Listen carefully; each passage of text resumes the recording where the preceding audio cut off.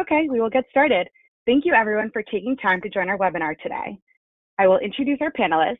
We have Blair Parkhill, the U.S. Product Manager from Login VSI, and Andrew Meyer, our Director of Professional Services from Gotham Technology Group. I will hand it off to Andy now.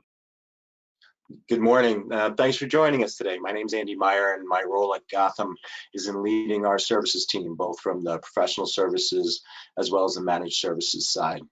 We're glad to have so many of you join us today for this brief session with our partner, Login VSI. We've been partners with Login VSI for years and been along for the ride from their breakout performance and scalability testing platform up through today, where they have a very nice enterprise testing and management suite that they're bringing to market. So, you know, as for Gotham, when you've built out end user computing environments for some mid-size and as well as global financials, insurance companies, big pharma, and a host of other industries, we get to see firsthand what the challenges are in managing an EUC infrastructure at scale. You know, will apps perform as needed? Will users have as good an experience at home as they do in the office? You know, am I spending too much or too little on infrastructure to support that? We're obviously in unprecedented times, right? And it's important to track the arc of this crisis as it relates to remote infrastructure. You know, at the first stages, much was unknown, but we knew we had to prepare and prepare quickly, right? There wasn't a lot of time. There was a flurry of activity to provision licensing and compute power to accommodate remote users. Will it be enough? I think that's when people really got their first indication of how good their business continuity plans really were. You know, then the doors closed and everyone was sent home. VPN activity skyrockets. Cloud services are engaged even more to accommodate, you know, unanticipated workloads. Are the endpoint assets yours, or are they the family PC? All kinds of performance and security variables get introduced. Home networks, two-factor authentication needs, split tunneling configurations, under-provisioned circuits, home user networks, and all the challenges and fun things that they bring to the party. And now we're getting to this kind of semi-steady state where, you know, we can breathe a little bit, but we also need to prepare for what's next. You know, there's most probably going to be a significant portion of the population that continues to utilize these technologies on an extended basis. Eventually, someone's going to ask, you know, what are we spending on this? How do we get more out of our investment? How can we get a better handle on change and be able to scale out more effectively at a lower cost? So Login VSI has some great solutions to address those needs. Spending is likely to be dialed back, and those funds that are spent are going to be expected to deliver bottom line dollars. Spending to save money is going to be part of that new normal. So right now I'd like to hand it off to Blair Parkhill, Product Manager from Login VSI, to take it from here. Blair, all you. Thanks, Andy. That was a great introduction too, by the way. Well, I thought I'd start off with something that I think we're all kind of familiar with, is our new workspaces from home. I'm personally working from a cooperative workspace here in Costa Rica. I got kind of stranded down here, and I stayed stranded. It's a pretty good place to be considering everything going on. Our headquarters, however, are in Boston and Amsterdam, so certainly a lot of distance to for those electrons to travel to get back and forth to home base, but it's all been good. I love working on my Mac and my Dell from a productivity standpoint. Office 365 enables me to keep in touch with everybody that I need to, and I can access my labs via VPN and RDP. I also have some NUCs for my lab, UPS, and in Costa Rica, there are two essential tools that you need to have: a machete and an advanced voltage regulator. So that's my workspace. How about yours, Andy?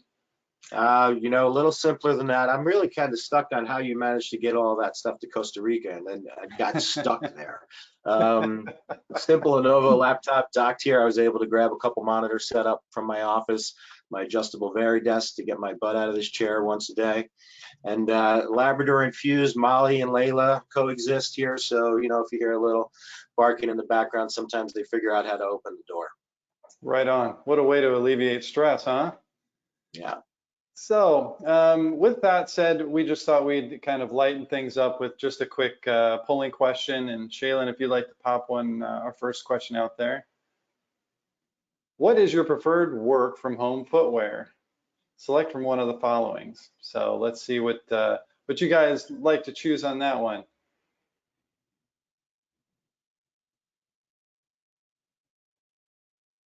Okay, and I think that's probably enough if polling has kind of slowed down. What do we get, Shaylin?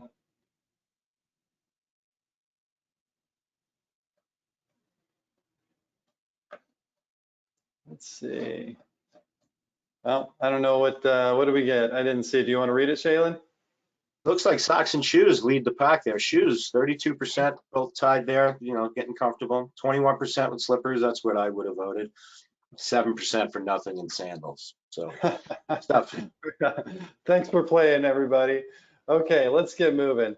Let's get over here to our workstation. And so there's kind of 4 categories that we kind of see things. And I'd like to kind of take you through how Login VSI sees the market currently. Months ago, we had some initial forecasts of some of the pandemic. And I don't think a lot of us really took a whole lot of action at the time. We're kind of waiting to see what would happen. But it represented that proactive period that we probably could have gotten ahead of things. In retrospect, I think that's probably a period of time we would have taken and maybe done a little more had we gone through this before. I think a lot of us are kind of in this current situation where we're kind of in this unplanned work from home struggle, somewhere between that and a high volume work from home peak. I think with the struggle and the the stay-at-home orders, things like that from our local governments, we only had a handful of days to be able to transition our workforce from on-prem to at home, and that comes with a lot of work to kind of iron out the wrinkles there and make sure that we kind of cut short any serious loss due to productivity issues. So, now that we've kind of exited that quick, unplanned turnaround, there's a focus now on the high volume, of the work from home peak, where we're still continuing to do a lot of these actions. We're still trying to fix a lot of these issues and minimize any productivity losses that we have. And then as we exit out of this phase, I don't think we'll ever go back to normal, right? The systems and the processes that we have to put into place during these times are ones that we'll live with should something like this happen again that we will need to invoke. And when we do that, that brings to mind something that Login VSI has been very focused on, and that's this idea of change management throughout the process of EUC.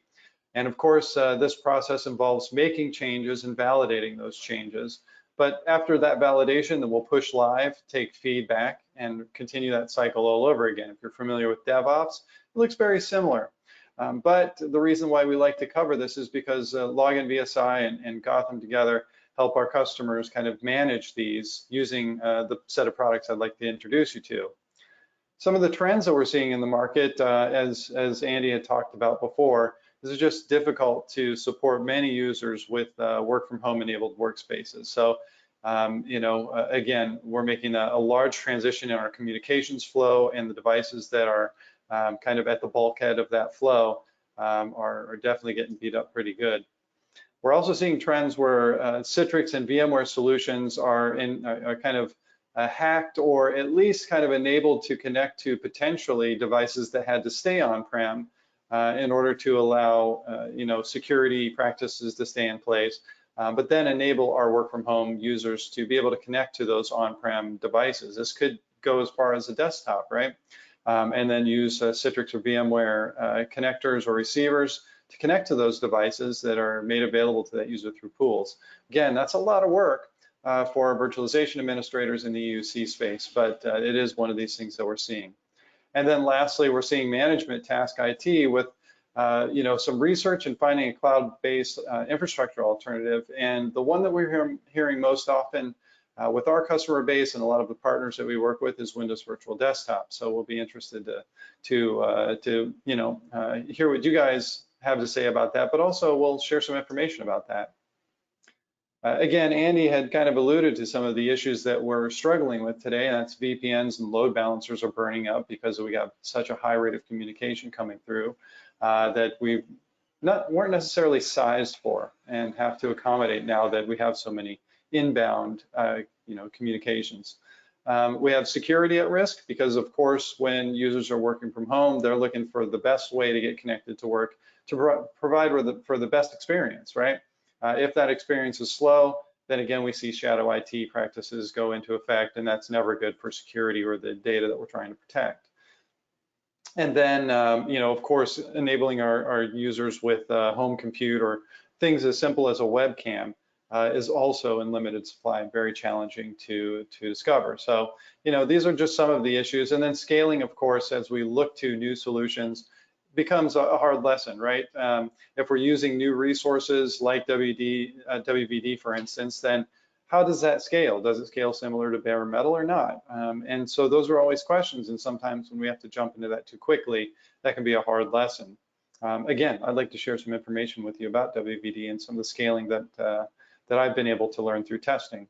And then application compatibility unknowns. If we're moving from a server-based OS to a client-based OS like Windows 10 Enterprise Multi-Session, then you have to consider what are the compatibility implications. So these are some of the issues that we're hearing about from our install base, and just wanted to kind of share those with you. So let's invoke our second polling question. How ready are you to accommodate your larger work from home workforce? So Shaylin, if you could pop open that one.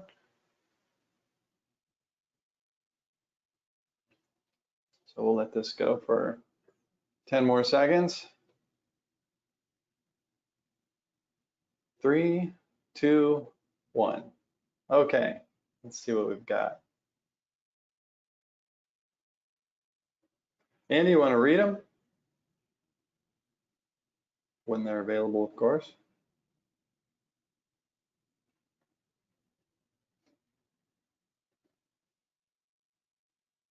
Andy, are you muted?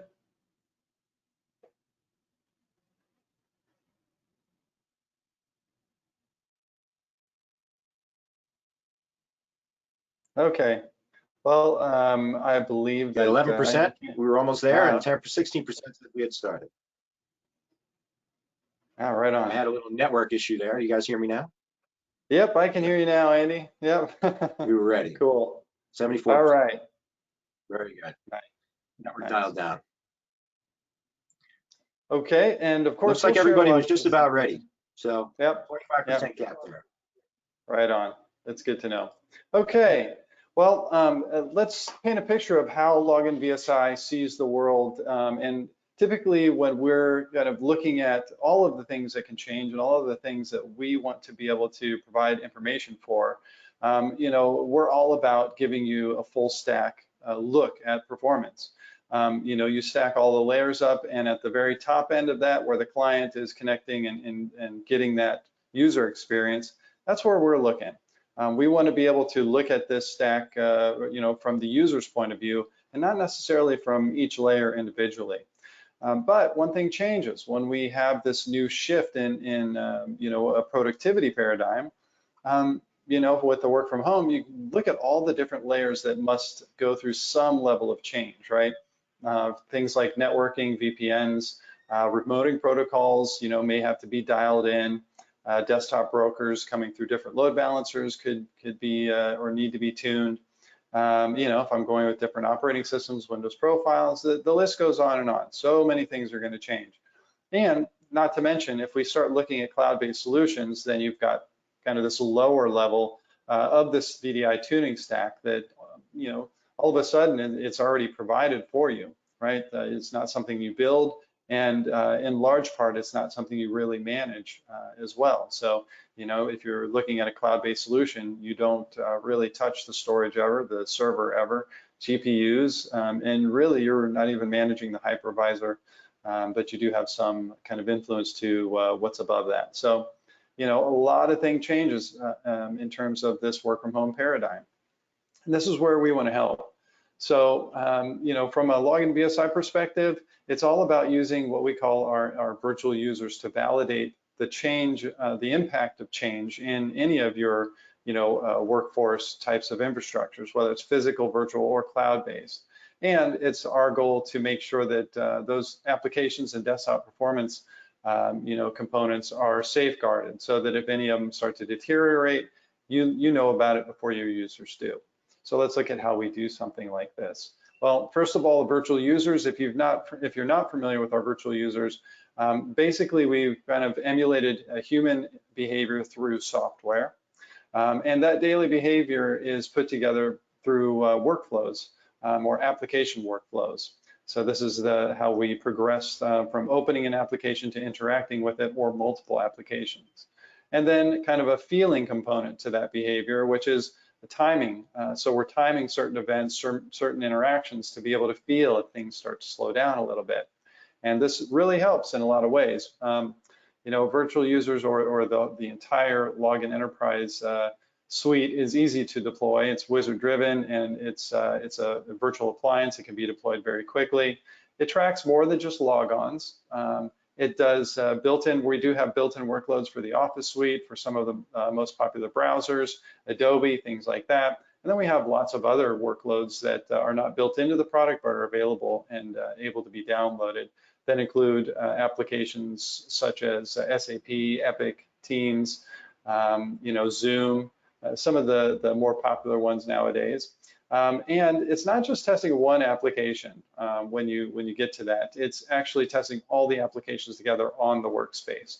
And of course, if you have any customized line of business app, we can customize how it interacts with that application for you and add some of those timers to be able to have those virtual users use your applications and kind of report on any change in experience with those. Now, if you think about, we have 3 components to our Login Enterprise product. And 2 of those components are heavily oriented around validating those changes before you push them live. But we also have 1 component that's there in the monitoring space. And basically, we're like a canary in the coal mine. And I'll kind of show you what that is here in a little bit. But we are basically very you know, integral and integrated into this change management process to help you to determine, you know, am I ready to kind of push to a heavily utilized production environment? We can use those virtual users to validate that before you do that. And then using a virtual user to kind of look at how are my production applications responding or workspaces responding. That's also something we help with. So we'll take a look at that. Now, one thing to keep in mind is that change is constant. As if you look at some of the icons around this box, some of these are you know, vulnerabilities that we, you know, are discovering on a monthly basis, it seems like, and can impact the performance of our production systems and are things that we really can't get around. You know, we have to mitigate those systems in a lot of cases. Versions of Windows 10, you know, coming out twice a year, you know, when do I adopt and what kind of impact is that going to cause? And of course, if we update Office, all of these things have to be tested before we push them into production. So that management, that change management is a practice that a lot of our customers have adopted and are using our tools to be able to accommodate. Now, I mentioned Login Enterprise having 3 components. The first is application compatibility and functional testing. This will make sure that your applications are ready after something like a Windows 10 image update. If I go from something like, you know, 1809 to 2004, then, you know, we could have substantial changes in that client-based OS of Windows 10. And will our applications work the same way as they did before they were patched? And in many cases, they will, but in some other cases, they won't. And how do you know which ones will and which ones won't? Application compatibility testing is meant to be able to test those applications in bulk. So if I have hundreds of applications or even thousands, I can basically line up those applications with this compatibility test, make sure that all of those apps are opened, and if you'd like, they can also be interacted with. We'll take screen captures to make sure that the application is behaving properly, and also do a bunch of timings. So this is one of those quick runs that you can do after an image update, and it can help you to find that needle in the haystack. If 1 out of 100 apps is the one that's becoming problematic, then wouldn't you like to know about that one before you have to go through and test all 100 of them? So that's application compatibility and functional testing in a nutshell. The next is application load testing. So after I validated my image and the applications on that image, I'd like to load test to put more pressure on my, you know, desktop or application pools. You know, when I load up a large number of sessions against those pools, they will behave differently, especially after updates. Windows 10, for example, when I update from older versions to newer versions, typically it comes with some kind of performance impact. And as it fills up storage, you know, performance could change even more. So application load testing becomes very, very important. And the testing that we do will basically do this at a scale of hundreds or thousands, of course. And this works for both on-prem, hybrid, or cloud. So you can use it in many different types of cases. So that's the load testing component of our product. And I'll show you all this stuff in a quick demo. And then continuous availability and performance testing. This is the canary in the coal mine I was talking to you about. A virtual user, a handful of virtual users, can live either on-prem to test a workspace, or you can deploy these remotely to simulate more of a work from home type of user. But the idea is to have that virtual user constantly running 24/7 by 365, taking measurements of how long it takes to interact with applications, how long does it take to log in, what's my round trip protocol latency, all of these things that we wish to know, so that we can decide, is this a regional issue? Is this a particular user's home that's having an issue? Or is this kind of a global issue that kind of is found in the data center? So this can all, these tools can help you kind of find all of those types of issues. So that's the three components of Login Enterprise. Now, just to quickly fill you in on how this all works, if you look at the square up here, this is our Login Enterprise virtual appliance. The virtual appliance connects with what we call launchers. Launchers are these devices that can establish sessions and be instructed to establish sessions to their desktop pools or application pools from anywhere around the world. Once they've received those instructions, then from those remote locations, they will make their connections through a session to the desktop or application of choice. Now, after they've accessed those desktops and applications, they will start to do their timings or their workflows. And all of those types of performance metrics are provided back to the virtual appliance. And we give you a dashboard for the continuous testing so that you can see, is something changing over time? Am I crossing thresholds? And this is great because it's all from the virtual user's perspective. Remember, the virtual user doesn't do anything different. It does the same thing over and over and over again. Real users can open larger files. They can be streaming 3 videos while they're trying to open a Citrix application or a VMware workspace. So many of these things can happen with real users that make it hard to identify where that issue is rooted. So again, a virtual user being very consistent and very sensitive to change is a great way to find out, are things in my production environment changing slowly potentially over time, or rapidly, or are they becoming unavailable?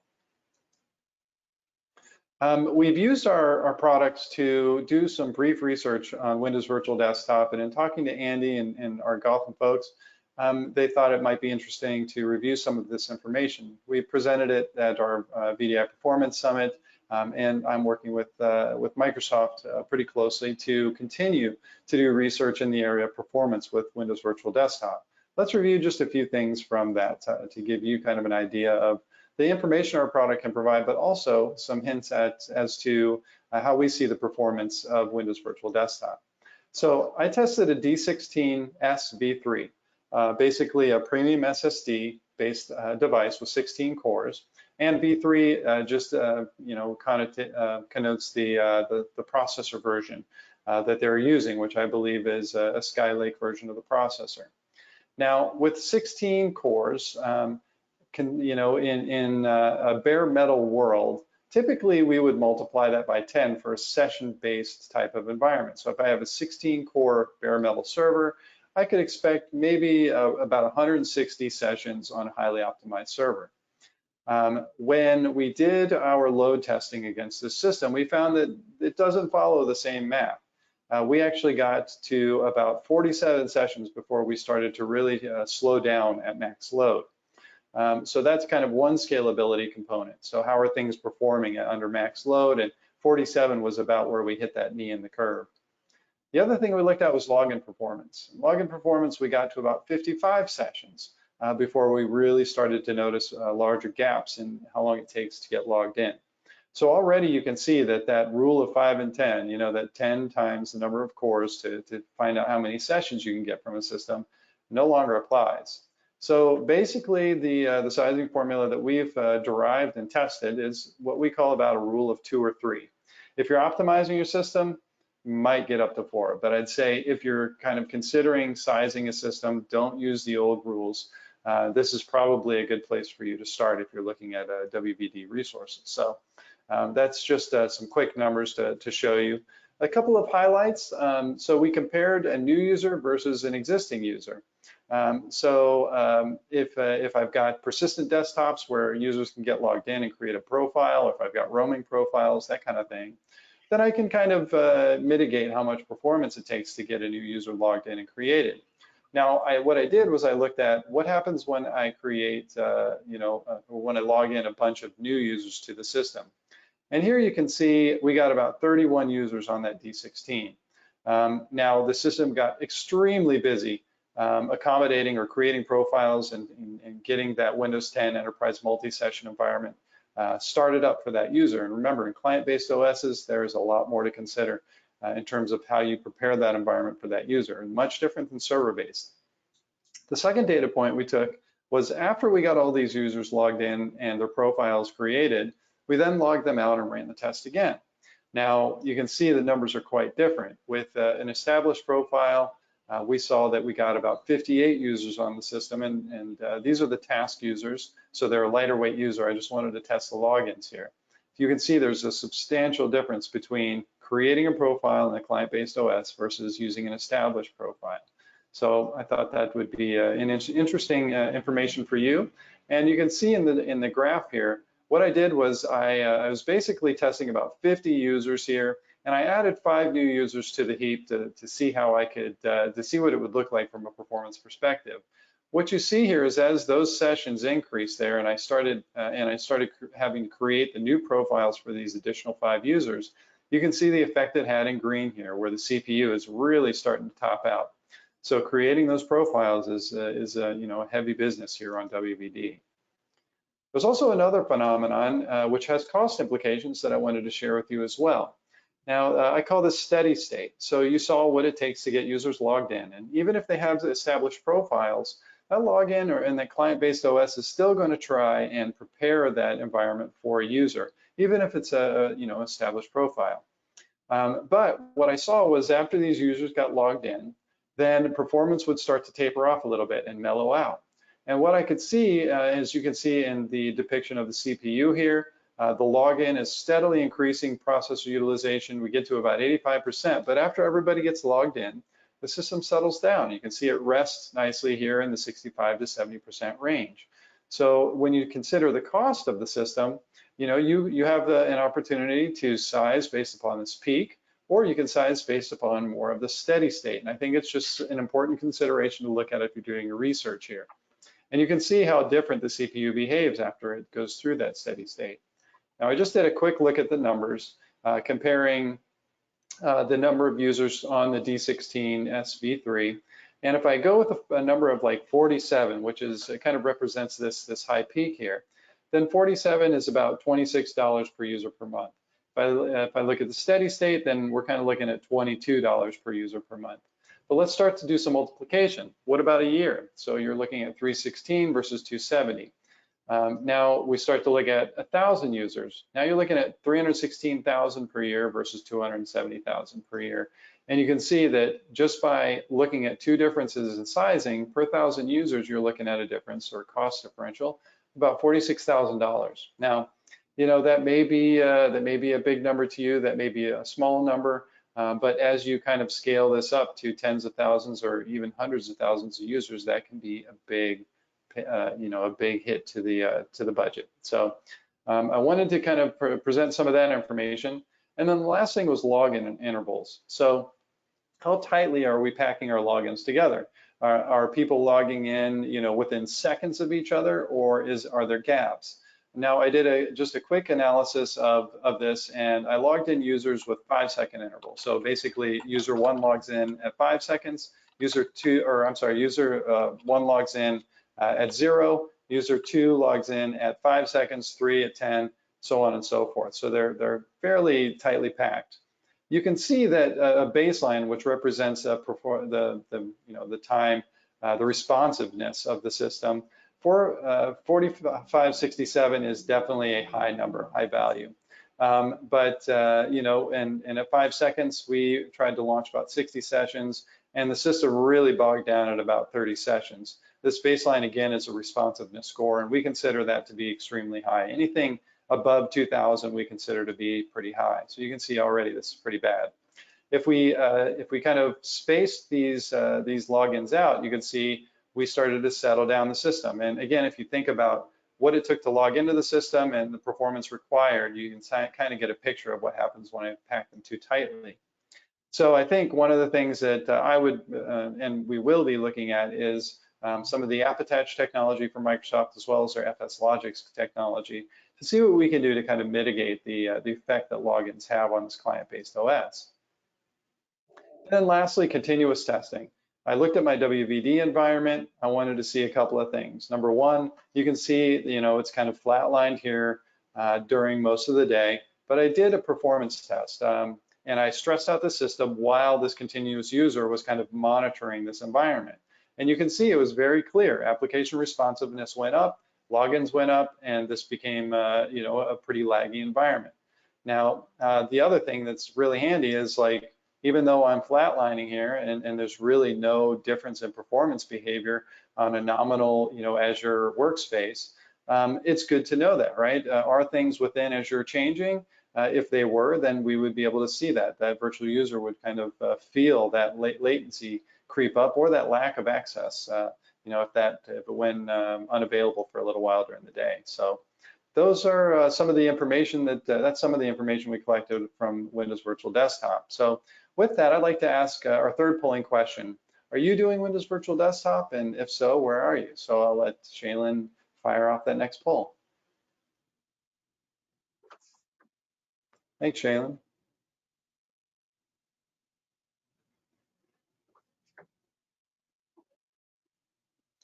So we'll give it about 10 more seconds.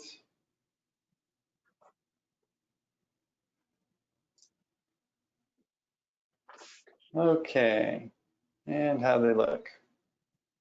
All right, looks good. We already used WVD 18%. Looks like mostly we are researching is the most frequent answer, 41%, and everywhere up from there. Cool, right on. All right, thanks, Andy. Okay, let's take you for a quick walk through the park and a demo. This will only take about 5 minutes. Of course, you're always welcome to get in touch with Login VSI and Gotham to investigate a little further. But what we're looking at here is basically some of our virtual users kind of going through a workflow. An example would be here over on this machine. You can see the virtual users using PowerPoint. In others, you can see them using something like an EMR application, for example. And in this case, the virtual user is logging into the EMR application, opening a registry desk, component of that application, doing a patient lookup, and then opening that patient record. So again, these are things that we're timing with the virtual user. So it becomes very, very handy. And let's quickly look at what it takes to be able to enable this type of technology from Login VSI. Number one, it's a virtual appliance. It's really easy to use. All you have to do is download the virtual appliance, import it into your hypervisor of choice. And once you import it, you boot it up, answer a handful of questions, and hit OK. And in about 5 minutes, you'll have a functioning virtual appliance that's ready to be configured. Now, this maintenance screen is not one that you are going to be interacting with, but if you had to, for troubleshooting reasons, we have that available, as well as any system configurations it's available. But instead of using the virtual appliance from this interface, we have what's known as our web interface. The web interface basically walked you through a couple of different components to it. So you have the test reporting. So if you look at this in kind of a clockwise fashion, dashboard is something I'm always watching from an operational perspective. If I do a test, I'm typically going to start with an application test, then I'm going to do load testing, and then as I push to production, I'm going to do that continuous testing and watch the dashboard. So we have this cyclical kind of nature here, where, as we covered before, those different components and change of an EUC workspace.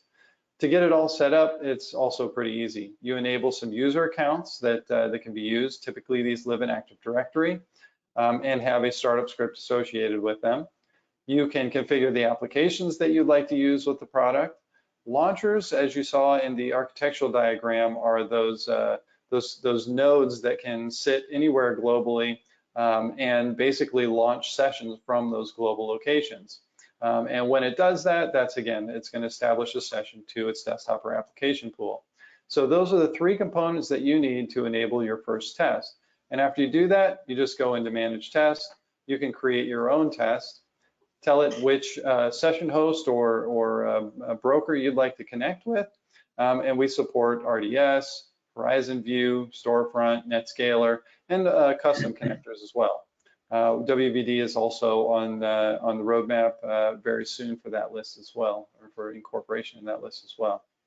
Now you set up the users and the launchers you want to use. You can set up a schedule you wish for it to run, and then you pick the applications that you want to make a part of that workflow, and you can change the order of these applications very easy. And then lastly, you set up notifications. So I want to know if a login failure happens. I want to know if logins cross the threshold if they take longer than a certain number of seconds. I want to know if round-trip protocol latency increases, because that could impact my user's remote experience. And then from an application perspective, again, I said we're timing a number of interactions, not just start times, but also things like patient record lookups, saving files, creating slides, you name it. All of these things you can create thresholds for, and when that threshold is crossed, you'll be alerted or notified. So after you've done that setup, then you basically will be, you basically can watch the dashboard here and see how things are responding in a production environment. And to quickly dive into just a quick one that we can take a peek at, you can see all the applications that I'm monitoring and the health of those applications. I can see if latency has increased over the period of an hour from a dashboard perspective. I can look at login failures, login latency, all of these different things that really help to get a feel for how things are performing or available in my production environment. And then the last couple of things, I mentioned application testing. So you can do application testing and the results are presented in a report. And in that report, we can take you through the applications that were tested. We give you a roll-up up here of some of the things that may change test over test. And then from an application perspective, you can see that we did have one application that failed from a performance standpoint.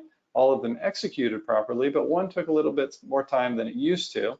So we can just take a peek here and see what that difference is. And I set the threshold to 250 milliseconds. It took 380. That's not a big deal. I would consider that test a success. And then from a load testing perspective, very simple information. I can pick the tests that I've just conducted. I can compare them if I'd like, or I can just view one of the tests that I've issued, and you get a quick analysis that compares the number of logins over time.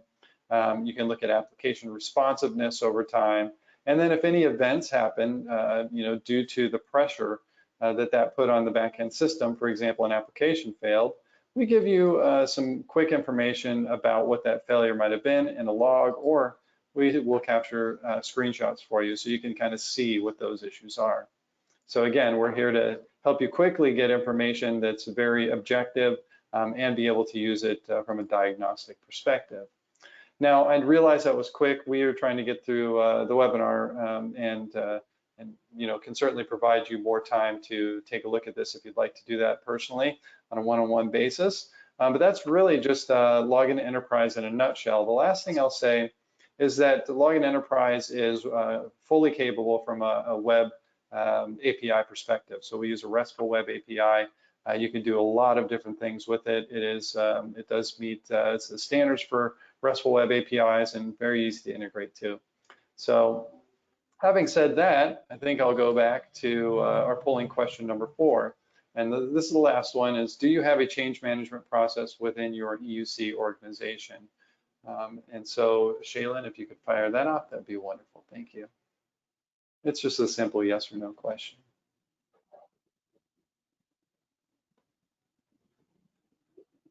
Ten more seconds.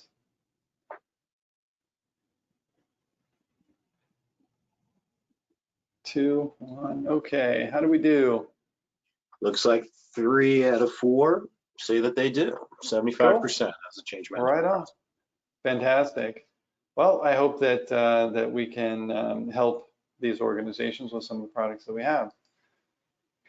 All right, Andy, let me hand it back to you to cover some of our Yeah. service offerings. No, thanks, Blair, and thanks everyone for sticking around and paying such close attention. We appreciate it. Just to echo some of the things I said earlier, right? Gotham's been around for 20 years doing these types of solutions for customers, and we've been along for the ride with Login VSI the whole way. So, on the professional services side, we've got a ton of smart people who can do design and implementation for these types of solutions, for scaling out your EUC infrastructure. If we want to, if you're going to, potentially invest in this enterprise suite, understanding the processes that are required to, set up your own app testing factory, we can help you do that as well, right? Help you run through some of the best practices so that you're not spending more time on it than is really needed, or that's going to really present some value. And then we do that on a managed level as well. We offer that as a managed service.